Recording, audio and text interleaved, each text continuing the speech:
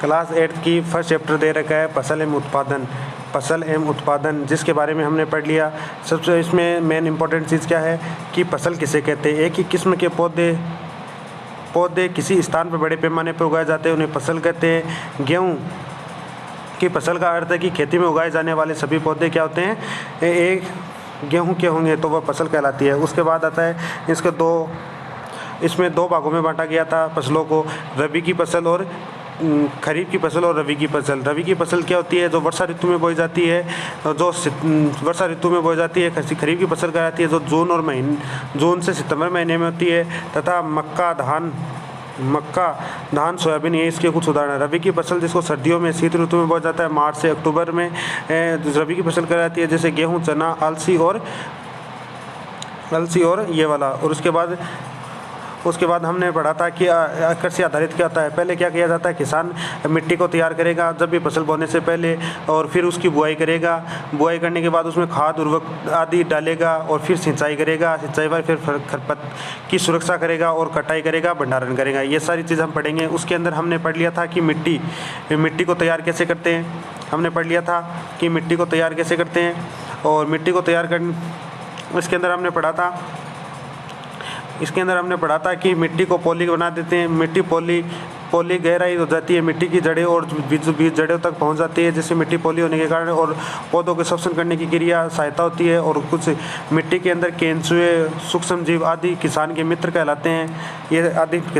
कहलाते हैं।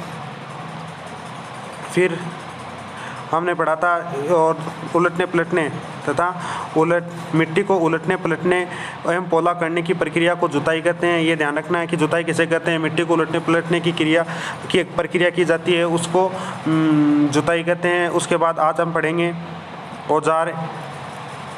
आज हम पढ़ेंगे औजार के बारे में कि औजार क्या क्या काम आता है। तो अच्छी उपज और बुआई से पहले मिट्टी में भुरभुरा करना आवश्यक होता है। अच्छी उपज के लिए, अच्छी फसल प्राप्त करने के लिए हमें मिट्टी को भुरभुरा करना आवश्यक होता है। और इस कार्य के लिए अनेक प्रकार के औजारों की आवश्यकता होती है। ऐसी है जैसे हल की, कुंदाले की, कल्टीवेटर आदि कार्य किया जाता है, जिनका उपयोग किया जाता है। अब इसके अंदर हमें यह ध्यान रखना है कि ये बेल के जो कंधों पे लगा रहता है, इसको हम जोत बोलते हैं। और ये नीचे लगा हुआ है, इसको हम फाल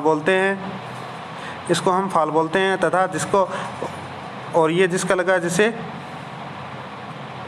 जो कंधों से लेके नीचे तक स्टैंड आ रहा है, कंधों से लेके नीचे तक का ये स्टैंड आ रहा है, इसको हम बोलते हैं हल सेप्ट।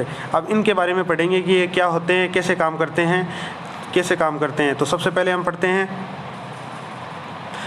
पहले पढ़ते हैं हम हल क्या होता है।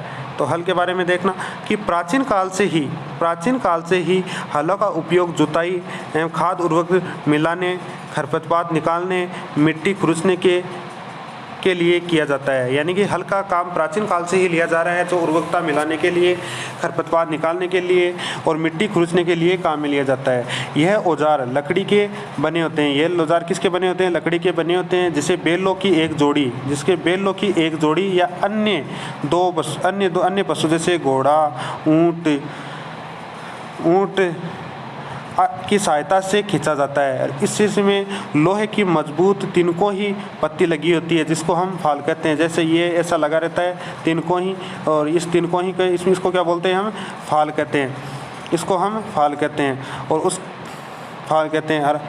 हल का मुख्य भाग लंबा लकड़ी का बना होता है, जिसे हम हलसेप्ट कहते हैं। जो लकड़ी के साथ ऐसे ये फाल लगा रहता है, ये लंबा, और ये वाली जो बेलों के साथ लगी रहती है दोनों, और इस वाले को क्या बोलते हैं? हलसेप्ट बोलते हैं। और हलसेप्ट कहते हैं। इसके एक सिरे पर हैंडल होता है, दूसरा सिरा डंडे से जुड़ा होता है। एक सिरे पे इसके हैंडल होगा, दूसरा सिरा डंडे से जुड़ा होगा। जैसे ये वाला दे रखा है, इसमें एक हैंडल सिरे से और डंडे से जुड़ा होगा, और यहाँ पे इसके फाल लगी होगी, डंडे से जुड़ा होता है। तथा एक जोड़ी बेल एक आदमी सरलता से चला सकता है। एक जोड़ी तो जो चित्र में अभी दिखाया था, वैसे कि एक आदमी इसको सरलता से चलाया जा सकता है। आजकल लोहे के हल तेज़ी से देसी लकड़ी की हल की जगह ले रहे हैं। जो लकड़ी के हल थे उनकी जगह लोहे के हल ले रहे हैं। अब कुदाली क्या होती है, कुदाली के बारे में देखेंगे। यह एक सरल औजार है। ये क्या है, एक सरल औजार है जिसका उपयोग खरपतवार निकालने, मिट्टी को पोला करने के लिए किया जाता है। इसका उपयोग खरपतवार निकालने और मिट्टी को पोला करने के लिए किया जाता है। लकड़ी तथा अथवा लोहे की छड़ होती है। लकड़ी तथा यह लोहे की छड़ होती है जिसके एक सिरे पर लोहे की चौड़ी और मोटी प्लेट होती है, जिसमें लोहे की चौड़ी और एक मोटी प्लेट होती है। दे रखी इसके अंदर ये वाली दे रखा है, ये तो इसका पकड़ दे रखा है, ये इसका स्टैंड दे रखा है और ये इसको क्या बोलते हैं, कुदाल दे रखी है, जिसमें ये जोत वाली और ये छड़ दे रखी है और इसको क्या बोलते हैं, मोटी प्लेट बोलते हैं। लगी होती है जो ब्लेड की तरह कार्य करती है। जो क्या करती है, ब्लेड की तरह मिट्टी को खुरचने, खरपतवार में निकालने के लिए किसकी काम करती है, ब्लेड की तरह काम करती है। इसका उपयोग दूसरा सिरा, इसका ये दूसरा सिरा, ये वाला दूसरा सिरा पशुओं से खींचा जाता है। जो इसको दूसरा सिरा किससे खींचा जाता है, पशुओं से खींचा जाता है। इसके बाद आता है ट्रैक्टर वाला, जिसको हम बोलते हैं कल्टीवेटर। जो ये लगा रहता है इसको क्या बोलते हैं, कल्टीवेटर बोलते हैं। जो आजकल जुताई ट्रैक्टर के द्वारा संचालित कल्टीवेटर से की जाती है। कल्टीवेटर का उपयोग से श्रम का समय दोनों ही बच जाते हैं, यानी कम समय लगता है और जल्दी ही काम हो जाता है। ये लगा रहता है ट्रैक्टर के अंदर, ये दिखा रहा है वल्टीलेटर ट्रैक्टर चलाते हुए। जो ये मिट्टी के पढ़ने के बाद उसके औजार के बारे में पढ़ लिया। औजार के अंदर हमने पढ़ लिया, एक तो वल्टीलेटर पढ़ लिया, एक कोदाल पढ़ लिया और एक हल पढ़ लिया। ये तीनों चीज़ पढ़ लिया। ये क्या काम आते हैं, खेती के लिए काम आते हैं। अब बुआई के लिए क्या क्या काम आते हैं, वो बुआई के बारे में पढ़ेंगे। तो बुआई के बारे में पढ़ेंगे तो इसमें दे रखा है बुआई फसल उत्पादन का एक सबसे महत्वपूर्ण चरण है। बोने से पहले इसकी गुणवत्ता, साफ एवं स्वच्छ बीजों का चयन किया जाता है। यह किसान के लिए अधिक उपज देने वाले बीजों को प्राथमिकता दी जाती है। अर्थात इसमें अच्छे जब बीजों को बुआई के लिए लिया जाता है तो उसकी अच्छी गुणवत्ता वाले बीजों का चयन करने के लिए उनकी गुणवत्ता को परखा जाता है। तो कैसे किया जाता है, इसके बारे में देखेंगे कि कैसे किया जाता है। कि जब एक दिन, तो बूझ बोल रही है कि एक दिन उस अपनी माँ को देखा तो चने के कुछ बीजों एक बर्तन में रखकर उसमें पानी डाल दिया। कुछ मिनटों के पश्चात बीज पानी के ऊपर तैरने लग गए। इससे आश्चर्य हुआ कि कुछ बीज पानी के ऊपर क्यों तैरने लगे। इससे आश्चर्य हुआ कि जब भी नए बीजों का चयन किया जाता है तो चने के बीजों को उसमें पानी में डाल दिया जाता है और पानी में डालने के बाद उसको जो बीज जो छिद्रित होते हैं या जो छिद्रित बीज होते हैं वो क्या पानी बढ़ने से हल्के होते हैं, हल्के होने के कारण पानी में ऊपर आ जाते हैं और जो स्वच्छ और अच्छे बीज होते हैं वह नीचे रह जाते हैं। तो इसकी क्रियाकलाप करते हैं 1.1 क्रियाकलाप 1.1 कि एक बीकर में पानी लेकर आधा भरिए और उसमें एक मुट्ठी गेहूं के दाने डालकर भली भांति हिलाई। इससे कुछ प्रतीक्षा करें तो आप क्या देखेंगे, इससे हम देखेंगे कि कुछ बीज जल के ऊपर तैरने लग जाते हैं, कुछ बीज हल्के होंगे वो ऊपर तैरने लग जाएंगे। जो बीज पानी में बैठ जाते हैं वह हल्के हैं या भारी है, इसका पता ये जब क्षतिग्रस्त बीज खोखले हो जाते हैं। क्षतिग्रस्त बीज क्या होते हैं, खोखले हो जाते हैं। इस कारण हल्के होते हैं। अतः यह दें तथा स्वच्छ बीज तथा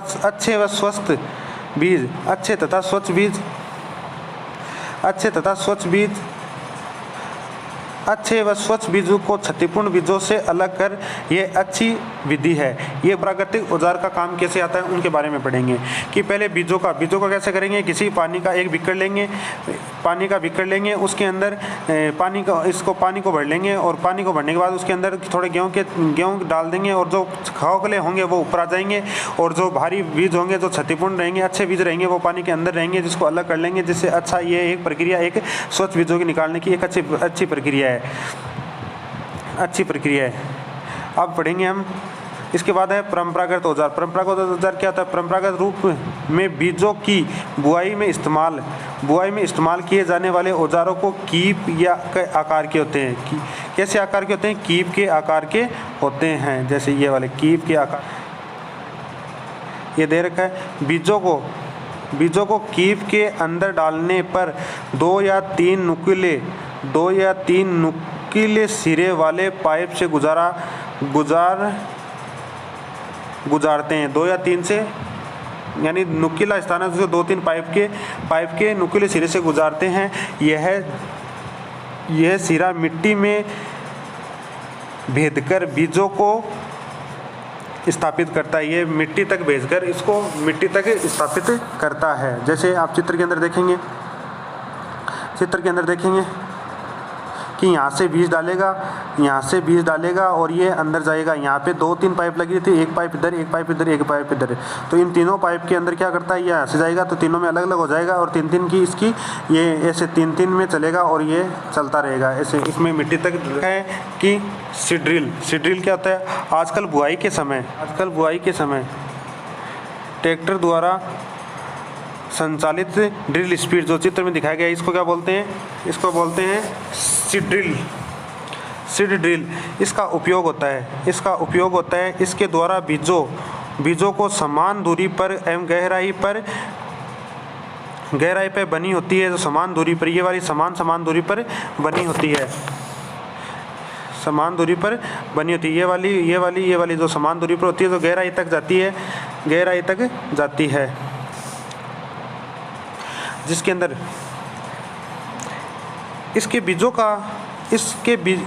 इसके द्वारा बीजों को समान दूरी एवं गहराई पर बनी होती है। ये सुनिश्चित करती है कि बुआई के बाद बीज मिट्टी ढक ली जाए। और इसमें यह किया जाता है कि बुआई के बाद मिट्टी बीजों को ढक ले और